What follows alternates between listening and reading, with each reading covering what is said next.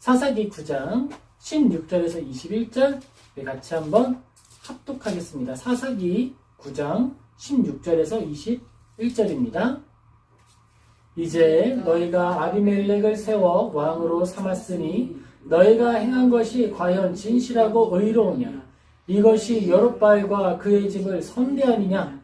이것이 그의 손이 행한 대로 그에게 보답함이냐? 우리 아버지가 전에 죽음을 무릅쓰고 너희를 위하여 싸워 미디안의 손에서 너희를 건져냈거늘 너희가 오늘 일어나 우리 아버지의 집을 쳐서 그의 아들 70명을 한 바위 위에서 죽이고 그의 여종의 아들 아비멜렉이 너희 형제가 된다고 그를 세워 세겜 사람들 위에 왕으로 삼았도다.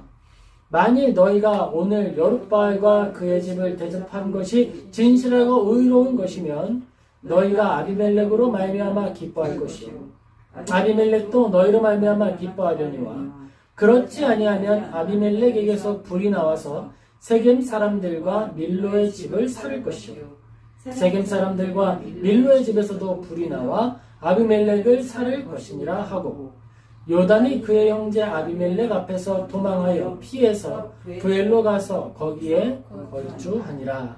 아멘. 우리 신앙 하나님의 은혜를 기억하는 삶이라는 제목으로 우리 사사기 9장 16절에서 21절 말씀 같이 살펴보겠습니다. 이 사사기 9장 16절에서 21절 말씀은 사사죠. 저지라고 표현을 하는데요. 당시에 이 법을 판결했던 역할을 했던 사람, 왕은 아니고요. 왕은 아니지만 이스라엘에 있는 법이 그 땅 가운데 실현될 수 있도록 집행했던 사람들이었습니다. 그 중에 한 사람 기드온이죠. 그리고 그 기드온의 아들 아비멜렉이 세겜 사람들의 지지를 받아서 왕이 된 사건, 바로 그 장면을 그리고 있습니다. 기드온의 막내 아들 요담이라고 하는 사람이 있습니다. 다른 형제들은 어디 있을까요? 죽었어요. 지금 기드온의 아들 아비멜렉이 자기가 왕이 되기 위하여서 자기보다 더 정당한 기드온의 아들의 권위를 가진 사람들을 다 죽인 거예요.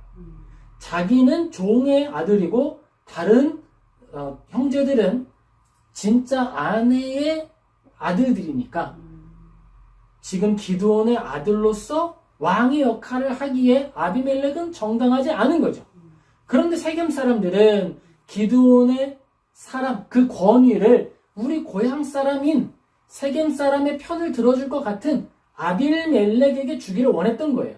그래서 아비멜렉 대신에 형제를 죽이는 일에 가담하는 일을 했습니다. 바로 그 장면에서 요담이 너희들이 행한 일이 과연 옳은 일이냐라고 지적하고 문제 제기를 하고 있는 것입니다. 요담은, 그러니까 기드온의 아들이죠. 죽임을 피했던, 도망쳤던 요담은 사람이 온전한 일을 행하는데 그것에서 가장 중요한 것은 절차적 온전함이다. 또한 그것의 목적이 온전함이다 라고 하는 걸 지적하고 있는 거예요. 이 일이 이루어지고 우리가 좋게 여기는 것을 행동하면, 이루면, 그것이 성공하면 무조건 다 올바른 일이고 무조건 하나님의 뜻이냐? 라고 하는 질문을 던져주고 있는 거예요. 실제로 아비멜렉은 하나님의 약속의 땅을 잠시나마 통치했던 역할을 감당했습니다. 물론 오래되지 않았어요. 그러나 이것이 하나님의 뜻이었느냐라고 질문한다면 우리는 어떻게 답을 할 수 있을까요? 아니다라고 말을 해야 된다는 거죠. 그것은 절차에 있어서도 문제가 있었고 그것은 도덕적 방식과 하나님의 뜻과 하나님의 마음이라는 절차 안에서도 모두 오류가 있었다라고 이야기를 하는 것입니다. 그러면 이제 우리가 이야기를 해야겠죠. 우리는 그러면 어떠한 목적을 향하여 나아가고 무엇을 절차로 사용하며 무엇을 도구로 쓸 것인가? 목표와 절차와 그 과정 도구들, 그 모든 것들이 하나님으로부터 나와야 한다는 거예요. 그러면 하나님으로부터 나온다라고 하는 걸 어떻게 표현할까요? 저는 굉장히 직설적이고 직접적이고 온전한 걸 좋아해요. 어물쩍 대충 설명하는 걸 좋아하지 않거든요. 하나님으로부터 오는 게 뭐예요? 하나님은 어떤 분이신가를 생각하는 거예요. 거기서부터 하나님으로부터 우리에게 주어지는 재료, 도구, 목적, 과정, 절차 이 모든 것들이 나오는 것입니다. 하나님은 진실한 분입니다. 그러니까 우리가 사용해야 하는 모든 절차, 모든 과정, 모든 목적은 진실한 거예요. 진실해야 되는 거예요. 하나님은 정의로운 분이십니다. 그러므로 우리가 꿈꾸는 목적도 정의로워야 돼요. 그리고 그 과정, 이루는 모든 것들도 정의로워야 돼요. 차라리 정의로운 목적, 온전한 목적을 다 이루지 못하다 하더라도, 내 인생간에 다 이루지 못한다 하더라도 과정과 절차와 역사 안에서 온전함을 이루는 여정을 걸어갔다면 그 모든 것을 이루지 못했다 하더라도 의미 있는 일이 되는 것입니다. 이 짧은 단락은 기드온의 생애와 그의 죽음 이후에 일어난 사건들, 그 모든 것들이 하나님의 섭리와 하나님의 돌봄이라고 하는 관점 안에서 어떻게 해석되어야 하는지 우리에게 질문을 던지는 거예요. 자, 하나님의 사람 기드온이었지? 그런데 그의 아들들이 어떻게 됐어? 하나님의 인도하심이 있었잖아, 기드온에게. 그렇지? 그런데 그의 인생의 끝은 어떻게 되었지? 무엇이 그 결과를 만들었지? 이것들을 우리에게 질문하는 거예요. 사사기는 올바른 정의가 이루어진 책이 아니에요. 사사기를 이야기하면서는 성경학자들은 이렇게 표현합니다. 이스라엘이 타락한 이스라엘을 하나님께 회개기도하면 하나님이 사사라고 하는 사람들, 판결자들을 보내서 그들을 구원합니다. 그러면 부흥기를 지나가요. 그리고 또 타락해요. 그리고 또 회개해요. 그리고 하나님이 사사를 보내서 그들이 또 번영기를 누리다가 또 타락해요. 그런데 이렇게 하나님이 타락한 이스라엘을 회개하게 하시고 다시 구원하시고 하는 이 회전이 점점점 하락하는 거예요. 타락의 길로 기울어져 가는 거예요. 성경학자들은 말하기를 이러한 이 사사기의 구조를 나선형 하강 구조라고 표현을 했습니다. 이렇게 반복적인 역사를 그리는데 제자리를 유지하는 것이 아니라 점점 타락하는 거예요. 그래서 이스라엘의 마지막에는 하나님을 믿는 이들이 없고 레위인들이 밥을 굶어서 스스로 레위인이라는 걸 감추고 그 땅을 떠나고 도망가고 자기의 직분, 하나님의 말씀을 전하는 일을 포기하는 일들을 이야기하게 됩니다. 그리고 타락한 레위인들은 그리고 첩을 들이거나 문제를 일으키게 되는 역사도 사사기에 등장하게 되죠. 그러니까 사사기는 하나님의 뜻을 가지고 하나님의 땅에 들어가면 무조건 잘 될 것인가? 라고 하는 어떤 신앙적 낙관론을 정면으로 배격하고 있는 거예요.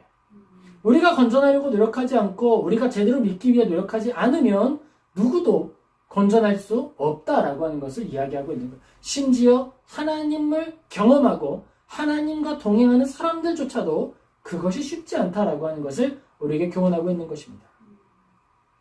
기드온의 이야기를 조금 살펴보겠습니다. 기드온은 어떤 사람이었을까요? 기드온은 겁쟁이에요. 기드온이라고 하는 사람을 생각할 때 우리가 잘 생각해야 할 것은 하나님이 이렇게 모델을 삼은 거예요. 자, 이스라엘 사람 중에 어떤 사람을 내가 사용하면 이스라엘이 야, 이거는 저 사람이 대단해서 행한 일이 아니고 하나님이 하신 일이구나 라고 알 수 있을까? 자, 저 땅 가운데 가장 겁쟁이 하나만 골라보자. 그리고 또 저 중에서 제일 키 작은 애 하나 골라보자 라고 선택해서 택함 받은 게 바로 기드온입니다. 기드온이 타작을 했어요. 타작이라는 건 이제 추수했다는 거죠. 추수를 하고 나서 이거를 음식을 만들 준비를 해야 되잖아요. 어떻게 했을까요? 숨는 거예요. 키가 작으니까 잘 숨어요. 그래서 자기가 숨을 수 있는 곳에서 몰래 곡식을 빻는 일도 했습니다. 그게 바로 기드온이었습니다. 자, 그러면 이 기드온이 혼자 모든 일을 할 수 없겠죠. 어쨌든 하나님이 쓰시기로 했지만, 두 번째로 이 기드온이라고 하는 사람을 쓰면서 이 기드온과 함께 일을 하면서 하나님의 이름에 영광을 올릴 수 있는 사람들은 누가 있을까? 그래서 기드온에게 300명의 사람을 맡기는 거예요. 처음에는요, 기드온이 하나님의 사람이라는 걸 확인하고 이스라엘 모든 사람들이 야, 기드온하고 진짜 하나님이 계시네? 확인한 다음에 그래서 기드온의 권위가 올라가고 사람들이 열광하니까 하나님이 진정해. 기드온이 하는 게 아니라 내가 하는 건데 너희들 오해하면 안 된다. 그러면서 어떻게 하냐면 군대를 줄이라고 명령합니다. 처음에 군대 좀 모아보자 그랬더니 3만 명이 모였어요. 하나님이 말씀하십니다. 안 돼. 이렇게 많으면 사람이 했다고 착각할 거야. 이렇게 많은 군인이 있으면 얘는 교만해지고 군인들은 자기들이 했다고 생각하고 이스라엘 사람들은 교만해져서 안 될 거야. 문제가 될 거야. 이거는 일의 성공이 중요한 게 아니라 과정 가운데 문제가 생길 거야. 그래서 덜어내라. 덜어내고 또 덜어내라. 마지막에는 300명이 남을 때까지. 그 300명도 싸움을 잘하는 300명이 아니라 아주 오합지졸, 기드온 같은 사람들 300명만 골라놓은 거예요. 그렇게 해서 전쟁에서 승리합니다. 사람이 가지고 있는 조건과 환경과 그가 가지고 있는 능력, 재능이 아무리 부족하다 하더라도 그것이 겸손의 근거가 되지 못한다라고 하는 걸 우리는 확인하는 거예요. 저 사람은 좀 겸손해야 될 것 같은데 절대 그런 일이 없습니다. 절대 그런 일은 일어나지 않는 거예요. 사람의 겸손이라는 것은 은혜의 열매이며 기도의 응답이고 하나님께서 주신 사랑의 선물이에요. 그거는 그가 가지고 있는 비천함으로 인해서 자연스럽게 나타나는 게 아닙니다. 그래서 겸손이 영광인 거예요. 그리고 갖추지 못한 이들이 교만할 때 그것은 비참함이 되는 거예요. 기드온 같은 사람이 이거 내가 다 한 거잖아 라고 배를 이렇게 내밀고 뒤뚱뒤뚱 걸으면 그게 바로 동화 속에 나오는 이야기가 되는데 빨가벗은 임금님이 되는 거예요. 부끄러움은 누구의 몫이에요? 그 모습을 보는 사람들의 몫이 되어버리는 거예요. 겸손은 은혜의 산물이며 영광의 재료이고 교만은 악의 선동이며 사망으로 인도하는 안내자가 되는 것입니다. 내가 비참한 곳에 있다라고 하는 걸 못 보게 감추는 것, 눈을 가리는 것이 바로 교만이에요. 지금 우리가 발견하고 있는 기드온에 있어서 가장 핵심적인 요소는 교만이었습니다. 그는 교만할 요소가 조금도 없었는데 하나님이 행하셨다라고 하는 사건의 결과를 가지고 마치 내 것인 양 행세한 거예요. 벌거벗은 임금님의 부끄러운 이유는 무엇이었을까요? 내가 눈이 안 보여, 이 옷이 나한테 안 보여 라고 하는 걸 인정하지 않았던 거예요. 나는 지금 아무것도 입지 않았어 라고 하는 걸 인정하지 않은 거예요. 그랬더니 그가 몰라서 부끄러운 것이 아니라 이미 나는 아무것도 안 입은 걸 알았어. 그런데 인정하지 않은 거예요. 그리고 나서 자기의 수치를 드러내는 일을 하게 되죠. 기드온이 그렇습니다. 자, 그렇게 기드온은 승리했습니다. 그리고 승리한 이후에 그는 좋은 일도 했어요. 나는 여러분을 다스리지 않을 거예요. 내 자손도 여러분을 다스리지 않을 겁니다. 말 해요. 장점이 있습니다. 그런데 그가 전리품으로 얻은 금 귀고리와 에봇을 만들어서 자기의 성읍 오브라에 두고 거기에서 그 에봇, 그러니까 이게 조끼예요, 조끼. 황금으로 만든 황금 조끼. 그 사람들이 그걸 보더니 저 황금 조끼가 우리를 구원했구나. 황금 조끼 앞에서 절하고 황금 조끼를 섬기는 일을 한 거예요.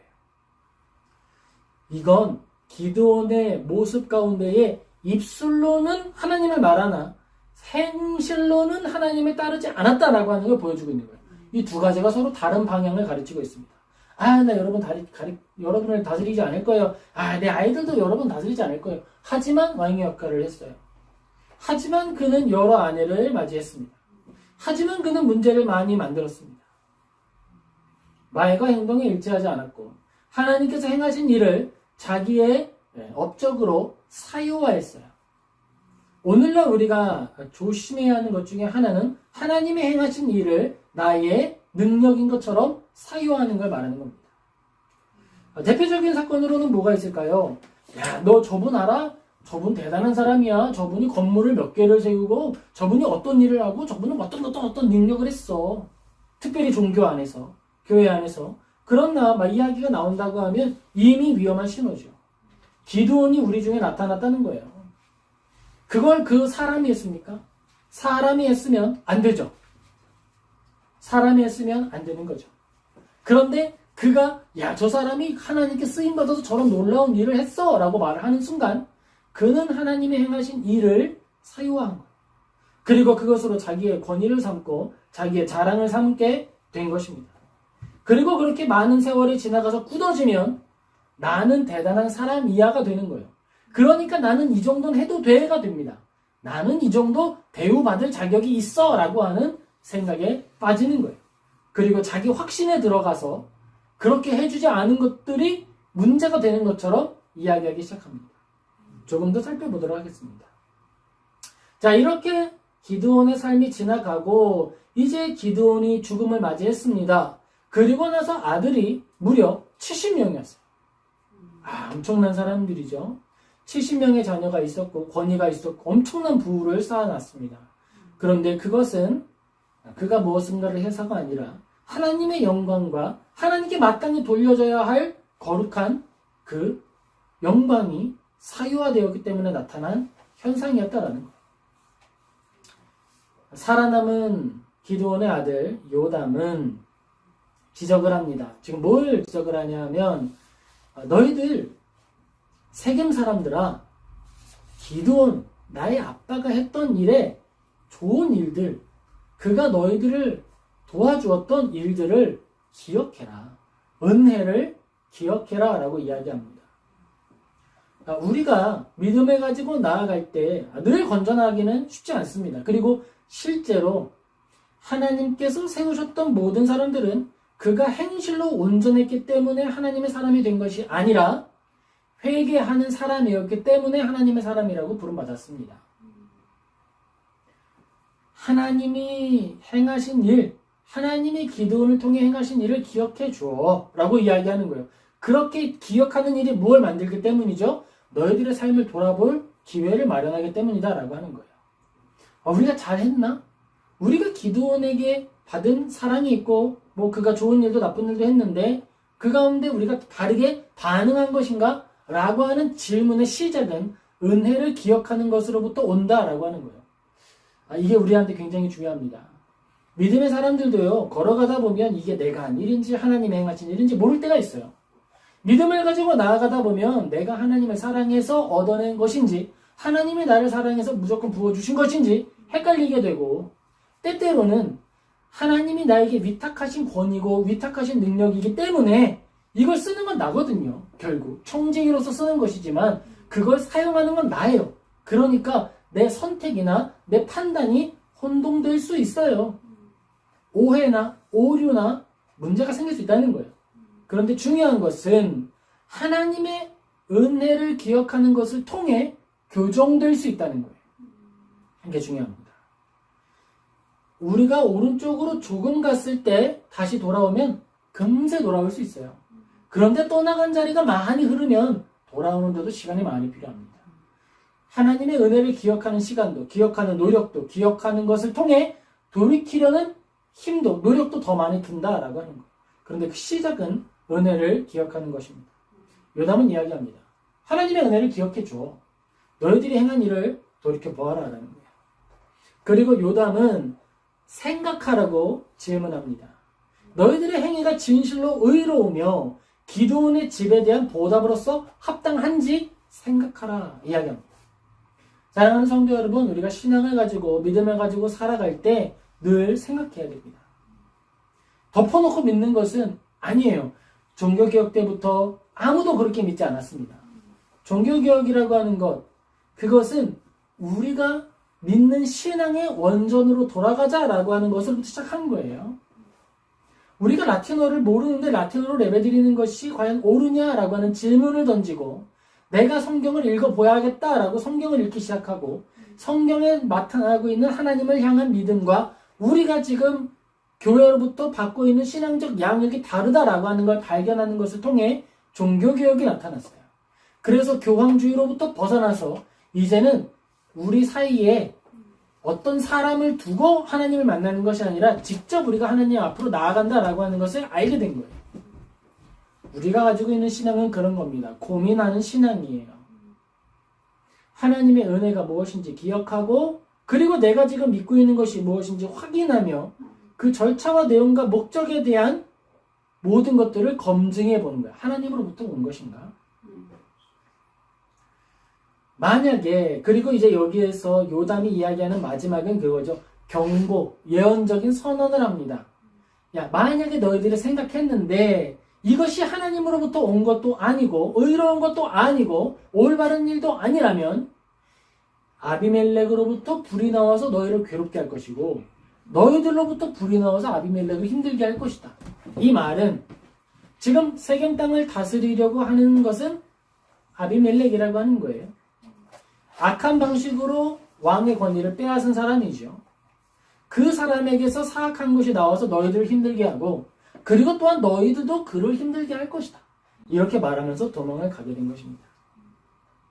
우리는 이러한 말을 살펴보면서 하나님께서 우리를 바라보실 때, 우리에게 신앙을 주실 때 무엇과 함께 주셨는지를 고민해 보게 된다는 거예요.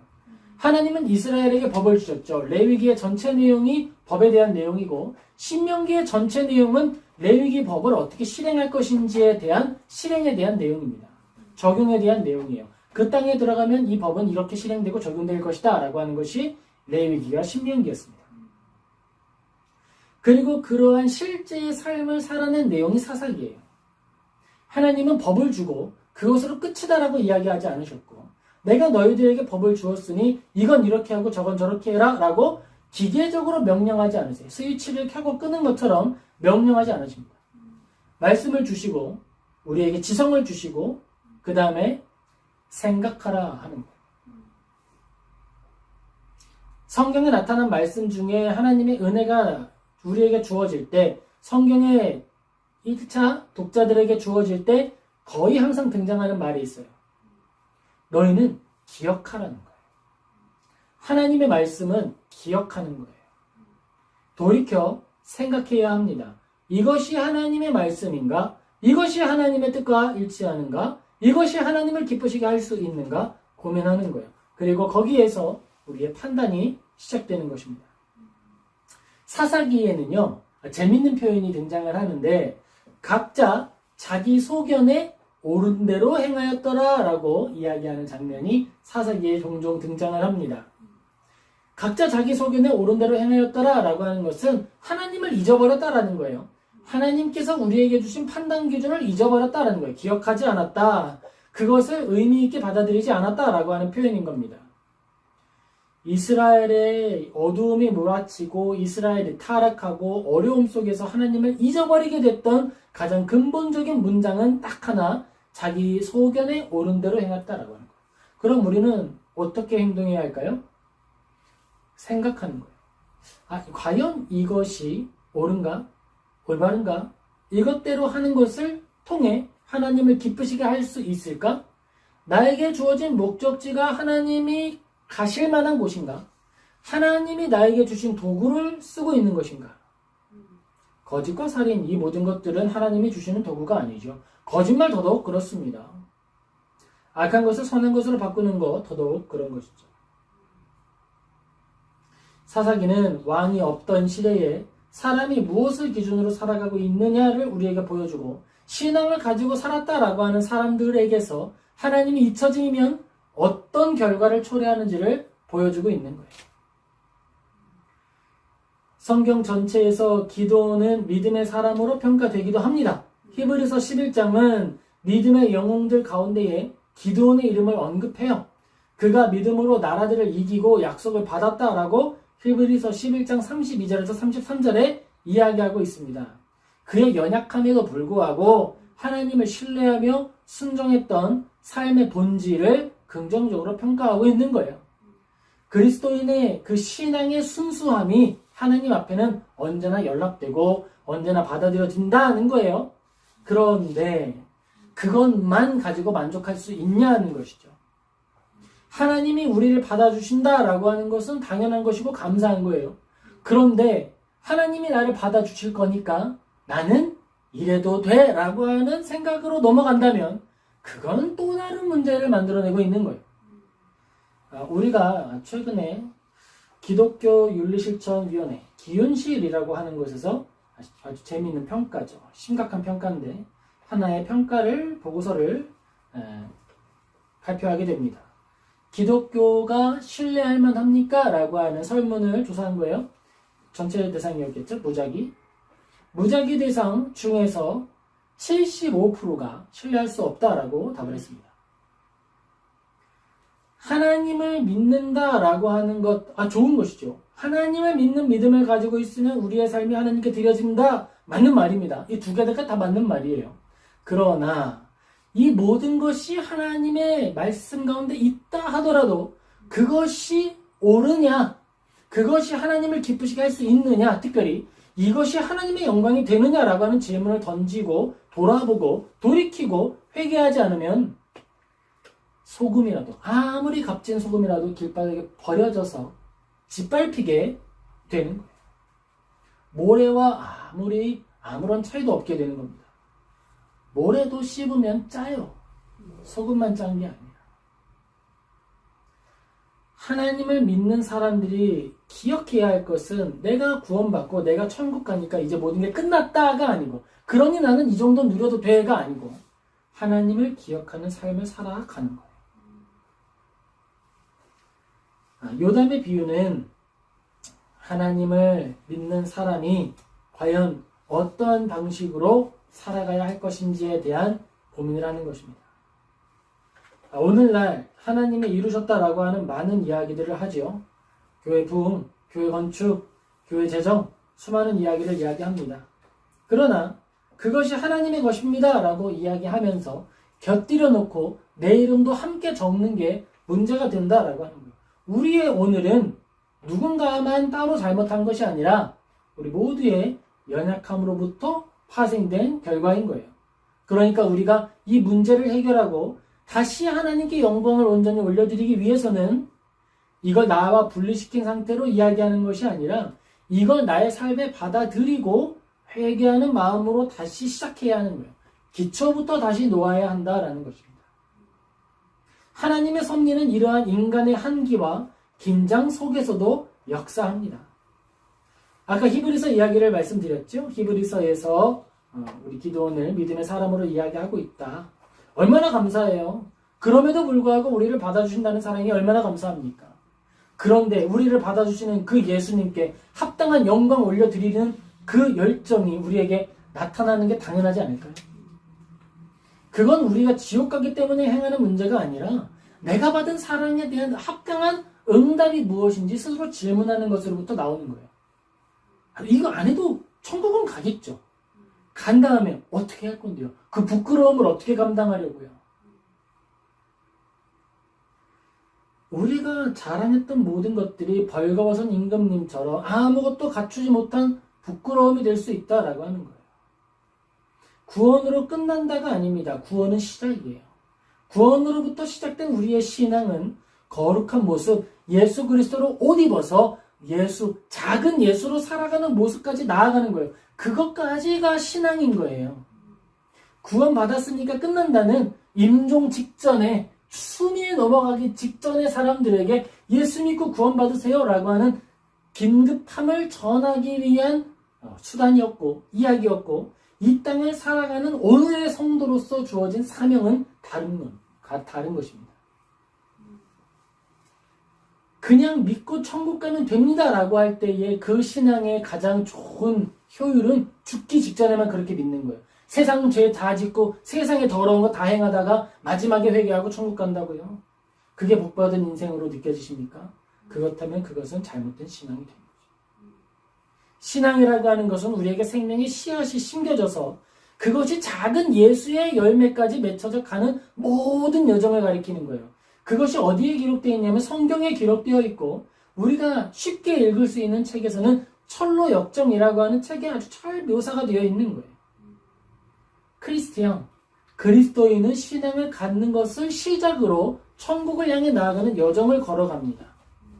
우리가 믿음을 가지고 있다면 이 믿음은 나를 방랑자로 만드는 거예요. 무슨 방랑자냐 하면 천국을 향해 나아가는 방랑자로 만드는 거예요.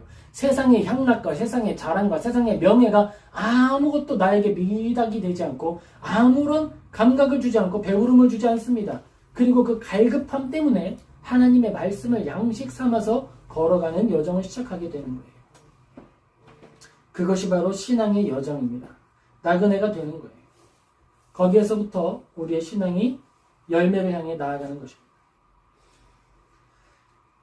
현대 교회와 성도들은 기도원의 승리에 열광할 수 있어요. 그러나 그 사후에 나타난 영적인 침체와 그가 행했던 업적의 사유와의 위험에 대해서는 무관심할 수 있습니다. 그리고 그 열매를 우리가 오늘날 보고 있지요. 교회를 어떻게 자식에게 뭐라 그러죠? 유산으로 줄 수 있죠. 네. 세습 맞으죠? 어떻게 그렇게 할 수 있죠? 그건 내 거라고 하는 생각을 가지고 있기 때문에 할 수 있는 거예요. 내 거라는 생각이 없으면 할 수 없습니다. 그리고 또한 그와 함께한 무리들도 그것이 당연하다라고 받아들이는 이유는 뭐냐면 이게 저 사람의 재산이니까 이 사람한테 가는 게 맞아라고 생각하는 공통 이해가 있으니까 이루어지는 거예요. 그리고 그 문제는 오늘 우리가 지금 확인하고 있습니다. 우리에게 있어서 믿음이라고 하는 것은 언제나 깨지기 쉬운 질그릇이다라고 하는 것을 인정하는 것으로부터 시작하는 거예요.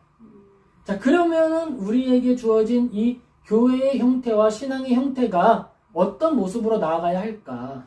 사실 그 고민을 종교개혁자들이 제일 많이 고민했습니다. 종교개혁자들은 종교개혁이라는 걸 시작하고 나서 우리가 성경으로 돌아갔는데 우리가 이렇게 성경으로 나온 상태가 얼마나 유지될 수 있을까에 대해서 고민을 했어요. 그리고 사람을 신뢰하지 않았습니다. 왜냐하면 교황주의자들도 애초에 교황주의자의 목적 자체는 신앙을 잘 계승하자라고 하는 방향성으로부터 시작된 것이기 때문이었죠. 그래서 종교개혁자들이 추구했던 방식은 사람을 제도와 절차 안에 묶어두는 것이었어요. 회의를 통해서, 대화를 통해서 옳은 것을 결정하자. 올바른 일이 우리에게 이루어질 수 있도록 하자라고 하는 방향으로 나아갔던 것입니다. 그런데 이 절차에 의해서 올바름이 유지되는 상태가 되기 위해서는 전제되는 게 있다라고 하는 걸 우리가 놓쳐서는 안 되는 거예요. 근데 사실 놓쳤죠. 절차에 의해서 공정함과 정의로움이 온전히 실행되기 위해서는 그 절차를 집행하는 모든 사람 가운데에 정의로움이 우선시되어야 해요. 우리는 이제 장로교를 굉장히 또 이제 하나의 기준으로 보고 있는데요. 장로교에 있어서 그 법의 기준이 되는 핵심은 뭘까요? 양심이에요. 장로교 법의 첫 번째 법은요, 양심의 법이에요. 모든 사람에게는 양심이 있으니까 모든 사람은 양심에 따라서 동의하거나 거절할 수 있다라고 하는 거예요. 그게 시작입니다. 신앙이라고 하는 것도 마찬가지예요. 야, 저 교회는 세습회 때 손가락질하고 모욕하고, 아니요, 그럴 필요 없어요. 교회는요, 집합체예요. 공동체예요. 그래서 양심이 살아있는 자들이 그 양심 없는 것으로부터 떠나가면 되는 거예요. 그것을 통해 교정되고 그것을 통해 올바르게 나아가는 거예요. 그래서 성경에 기록되기를 그 양은 목자의 음성을 알아듣는다 그랬습니다. 그래서 목자는 해야 할 일이 뭐냐면 오직 온전한 말씀을 전하는 것이고, 듣는 이들은 그것이 과연 옳은가 성경을 살핀 후에 옳지 않다면 떠나는 것이고, 옳다면 그 일이 나의 삶에 적용될 수 있도록 고군분투하는 거예요. 그렇게 교회는 이 땅 가운데 선포의 역할과 살아내어서 끊임없이 전쟁하는 전쟁의 역할을 감당하는 거예요. 그렇게 머물러 갈 때 교회는 정의로운 의의 산실이 되고 하나님의 말씀을 지키는 의로운 샘물, 터전이 되는 것입니다. 이 회개함과 진실함의 회복이라고 하는 것도 우리가 좀 생각을 해봐야 됩니다. 불의한 권력이 승리하는 것처럼 보여요. 지금 사사기 9장을 보면 그렇다는 거예요. 사사기 9장에서 지금 아비멜렉은 이미 왕이 됐어요. 아들들 68명이 죽었습니다. 한 명은 아비멜렉이고 한 명은 지금 도망간 사람 요담이죠. 지금 그곳에서 권위를 가지고 있는 것은 세겜 사람의 동의를 받고 있는 악의 화신 아비멜렉이죠. 하지만 불의한 권력에 승리하는 것처럼 보이지만 결국 하나님의 섭리가 그 모든 것들을 심판하십니다. 세겜 사람들과 아비멜렉은 또 서로 불화를 일으켜서 서로를 심판합니다. 왜 그럴까요? 그들의 목적 자체가 하나님이 아니라 권위 그 자체에 있었기 때문이었어요. 아비멜렉은 세겜을 통해 이스라엘 전체를 다스리고 싶었습니다. 세겜을 도구화했어요. 나 이 사람들하고 뭔가 잘해볼 생각이 없어. 이 사람은 나의 통치 대상이야. 세겜 사람은 어땠을까요? 아비멜렉 저거 아무것도 아니야. 우리가 왕으로 세워줬으니까 왕이 된 거지. 우리가 자르면 또 잘라지는 거지. 그러니까 서로에게 있어서 화합이나 사랑이나 온전함으로 하나 되려고 하는 목적이 있는 것이 아니라 서로가 서로를 이용해서 나의 유익을 위한 도구로 삼으려고 하는 목적만 있는 거예요. 그러니 그것이 서로를 향한 심판이 된다라는 것입니다. 그럼 교회는 어떻게 해야 될까요? 교회라고 하는 것은 오직 한 분 하나님만을 드러내는 것을 향해 나아가야 하는 거예요. 우리의 목적은 예수 그리스도예요. 그러면 이게 되게 추상적이잖아요. 예수 그리스도가 목적이다라고 하는 게. 이걸 어떻게 구체화할 것이냐? 예수 그리스도가 먼저는 내 삶에 살아있게 하는 거예요. 내 영혼 안에 살아있게 하는 겁니다. 첫 번째 하는 역할은 지적이죠. 드러남입니다. 내 안에 예수님을 닮지 않은 모습들에 대한 지적들이 일어나는 거예요. 그리고 그것에 대한 나의 굴복이 필요하죠. 나의 엎드린 회개가 나와야 합니다. 그리고 나면 이제 그것들 안에서 우리 함께 소통해 가는 거예요. 하나님을 닮아가려고 하는 나의 열심, 나의 열정, 그것을 목적으로 하고 그리고 그를 위한 성도의 교제가 이루어지는 거예요. 우리 주보에 보면 성도의 교제라고 하는 설명이 나와 있습니다.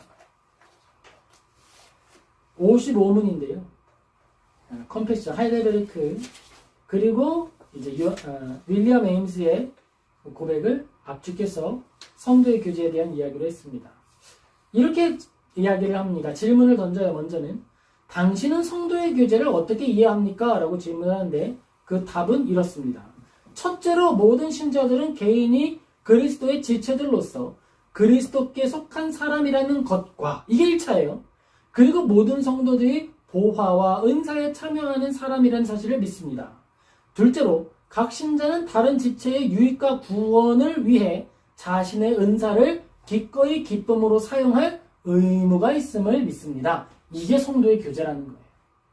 성도의 교제는 오직 한 가지, 서로의 믿음을 증진시키기 위한 모든 행동을 한다라는 거예요. 윌리엄 에임스도 똑같은 이야기를 합니다. 이렇게 말하죠. 성도 사이의 교제 행위는 서로에게 선을 행하는 모든 행위, 특별히 그리스도 안에 있는 하나님과의 교제를 증진시키는 모든 사랑의 의무를 말하는 것입니다. 라고 이야기합니다. 교회는 그런 곳이에요. 건물 짓는 곳 아니고요. 공간을 만들거나 재산을 쌓아놓는 그런 곳이 아닙니다. 그곳에 있는 사람들이 사랑을 증진하고 예수님을 더 많이 사랑할 수 있는 모든 행위를 기획하고 실현하는 거예요. 그게 바로 교회예요. 그리고 그러한 교회의 목적을 향해 걸어갈 때 그 공동체가 교회가 되는 거예요. 기도원의 삶을 통해 우리는 질문을 좀 던져볼 수가 있습니다. 내 삶 속에 기도원과 같은 모습은 없느냐라고 하는 거예요. 삶을 살아가다 보면 우리는 작은 것이든지 큰 것이든지 이루게 됩니다. 그리고 그것을 바라보는 여러 가지 해석들이, 여러 가지 관계들이 나타나게 돼요. 누군가는 우리가 이룬 어떤 업적들을 높여주기도 하고 부러워하기도 하고 그것을 마치 나의 자랑인 것처럼 다른 사람에게 자랑할 수도 있기 때문이죠. 그런데 그때 우리는 기억해야 됩니다. 어떤 상황에서든지 하나님이 행하셨다라고 하는 걸 잊고 하나님의 은혜를 기억하지 못하는 순간 그 은혜는 은혜가 아니라 저주의 씨앗이 될 수 있다는 거예요. 그것이 나를 타락시키는 타락의 중심이 될 수 있다는 것입니다. 윌리엄 에임스는 신앙의 정수에서 참된 신앙은 하나님 자신을 인식하는 마음의 행위라고 설명합니다. 이것은 하나님을, 나의 안에 계시는 하나님을 깨닫는 거예요. 감각하는 거예요. 제가 이제 설교를 하면서 신앙에 대해서 이제 비유를 많이 하는데요. 신앙은 미각이다라고 하는 표현을 합니다. 이건 제 표현은 아니고요. 윌리엄 에임스나 아니면 조나단 에드워즈라고 하는 옛날 목사님들이 주로 썼던 비유였어요. 왜 미각이라고 그러냐면 이제 아이가 태어나면 이 아이한테 맛있는 음식과 맛없는 음식을 가르쳐 주지를 않아요. 우리는. 그런데 우리가 이유식을 만들어서 먹이면 반응합니다. 고기로 이유식을 만들어 먹이면 쩝쩝 입맛을 다시면서 2그릇, 3그릇 먹어요. 그런데 양파로 이유식을 만들어서 먹이면 멜멜멜멜 하면서 옆으로 삐져나가는 거예요. 브로콜리 마찬가지죠. 미각이라는 거예요. 이것이 맛있는지 맛없는지 알게 되는 미각, 그것이 바로 신앙이라는 겁니다. 우리는 이미 예수 그리스도의 새롭게 하시는 은혜 안에서 새롭게 하심을 받아 미각이 새로워졌어요. 그래서 세상의 음식을 떠먹어보면 좀 상했는데, 또는 우리가 가지고 있는 어떤 욕심, 욕구, 열정, 열망, 이 모든 것들을 한번 먹어보면 알게 됩니다. 요거 좀 상했는데, 요거 괜찮아. 아리까리 하지만 괜찮아. 이거 아주 맛있다. 이런 것들을 우리는 파악할 수 있어요. 그것이 바로 신앙의 미각이라는 거예요. 이게 죽으면 신앙의 생명력이 상실된 것입니다. 그건 누가 살려줄 수 있는 게 아니에요. 그리고 회개도 마찬가지. 미각과 같은 거예요. 내가 나의 삶의 모습을 찍어 먹어보고 나 이러다 죽겠다. 이거 큰일 났다. 위기감을 느끼고 하나님 앞에 눈물로 회개할 수 있는 것이 바로 생명력입니다. 그것이 바로 신앙이에요. 신앙은 미각이에요. 그리고 참된 신앙이라고 설명했던 이 설명과 일치하는 겁니다. 하나님 자신 안에서 하나님을 인식하는 마음의 행위, 이것이 바로 신앙이라는 거예요. 마음의 행위인데 생명의 행위가 되는 것입니다. 여러분, 그러면 업적은 나쁜 겁니까? 아니요, 여러분. 업적은 좋은 거예요. 업적은 귀한 선물입니다. 하나님이 나를 신뢰한다라고 하는 이야기인 거예요. 제가 처음에 기도원 씨를 이야기하면서 뭐라 그랬어요? 저 사람을 통해 일하시면은 쟤는 교만하지 않겠지 라고 하는 사람이라고 표현을 했는데, 사실 이 표현은 좀 재미있게 표현을 하려고 한 것이지, 조금 더 긍정적으로 표현하자면 이렇게 표현할 수 있는 거예요. 신뢰할 만하다. 저 사람이라면 교만하지 않을 수 있겠다. 하나님이 우리에게 업적을 주신다면 그 신뢰를 받았다라고 하는 것이기 때문에 우리는 하나님께 영광 올려드리고 더 감사의 찬송을 올려드리는 거예요. 얼마나 감사한지요. 업적과 성취는 귀한 선물입니다. 하지만 뭐가 중요하다는 거예요? 그것이 신앙의 중심이거나 그것이 내 신앙을 증명하는 도구가 될 수 없다는 거예요. 나는 이 정도의 능력을 행했으니까 내 믿음 크지? 이게 될 수 없다는 거죠. 왜냐하면 기드온이 그 일을 맡은 건 하나님의 전적인 능력의 임재였고 맡기신 일이지 그가 스스로 행한 일이 아니거든요. 그러니까 기드온이 그 일을 행했으니까 믿음이 큰 사람이다? 이게 성립하지 않는다는 거예요. 그럼 믿음이 큰 사람이라고 하는 것은 무엇을 통해 판단하고 어떻게 우리가 판단할 수 있을까요? 이해할 수 있을까요? 겸손의 크기를 통해서 파악하는 거예요. 하나님의 말씀 안에서, 말씀 앞에서 그가 얼마나 낮은 위치를 자처하느냐. 거기에 신앙의 크기가 있는 것입니다. 예수님은 우리에게 당신을 드러내실 때에 종의 형상으로 나타내셨고, 그는 근본 하나님의 본체시나 하나님의 영광을 취할 것으로 여기지 아니하시고 종의 형상을 입으사 우리에게 있어서 당신의 모든 것을 내어주셨습니다. 우리를 사랑하실 때 끝까지 사랑하셨는데 그 끝까지는 죽기까지 사랑하신 모습으로 보여주셨습니다. 그런 형태로 우리에게 믿음이 드러나는 거예요. 그러므로 우리는 믿음의 삶을 살아갈 때 하나님이 어떤 것이든 나에게 맡겨주시면 그것이 나를 믿어주시는 은혜의 선물이구나 라고 받고, 이것을 또한 사용하여서 사유화하는 것이 아니라 이웃과 공동체와 하나님의 나라를 확장하는 일을 위하여 쓰는 우리 모두가 되어야 한다라는 것입니다. 나에게 주신 신앙과 신앙의 열매, 그 모든 것들은 하나님께 영광을 돌려드리는 통로다라고 하는 사실을 기억하시기 바랍니다. 사사기 9장 16절에서 21절은 우리에게 아주 진지한 질문을 던지고 있습니다. 하나님의 은혜를 기억하며 진실하고 의롭게 살아가고 있느냐라는 거예요. 하나님을 사랑하고 있니? 네가 이룬 것보다 하나님을 더 많이 사랑하니? 하나님은 우리에게 질문하고 계십니다. 나를 사랑한다면 너 그거 내려놓을 수 있니? 언제나 우리에게 질문하십니다.